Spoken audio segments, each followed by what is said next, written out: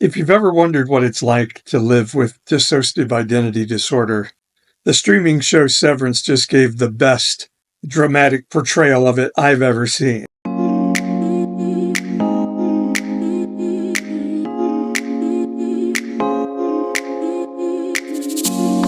Let me set up the premise of the show for you first. Mark Scout is a grieving widower who, to help relieve his grief, signs up to work at this business called Lumen, where they put this thing in your brain that when you go to work, you no longer remember your life outside of work.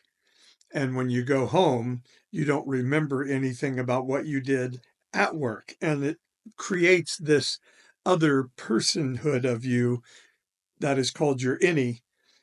And the person you are at home is known as your outie. Well, when Mark Scout finds out that his wife isn't actually dead, but has been kidnapped by the company his innie works for, he needs to enlist his innie's help to get her out. And they find a way to have a conversation through a video camera. Mark Scout records himself. The camera gets to the innie, who records himself, and they begin to talk to each other through the camera recordings. But this causes Mark the innie to have an existential crisis. If he helps his outie get his wife back, the outie will never come back to the building, and Mark the innie will lose his existence, as will likely the woman he loves inside the building and his friends. For doing a favor for somebody with whom he shares a body, but really doesn't know. And that's a lot what dissociative identity disorder is like.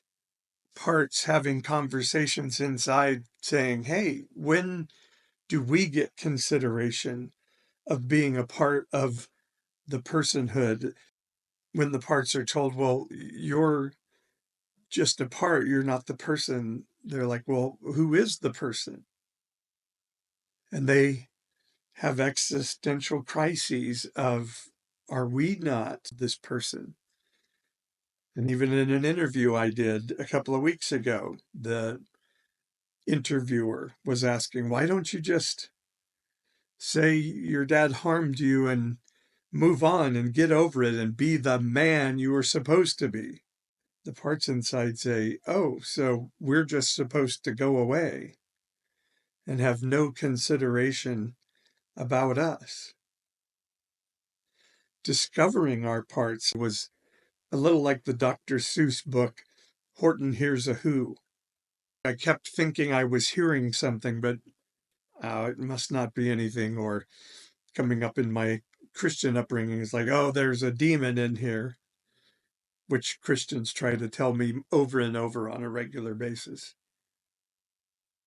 But then I discovered there were loving parts of us as a personhood that wanted to share hard things that had happened in our life, that those parts had held for our entire lifetime to save us from having to carry the burdens of those memories.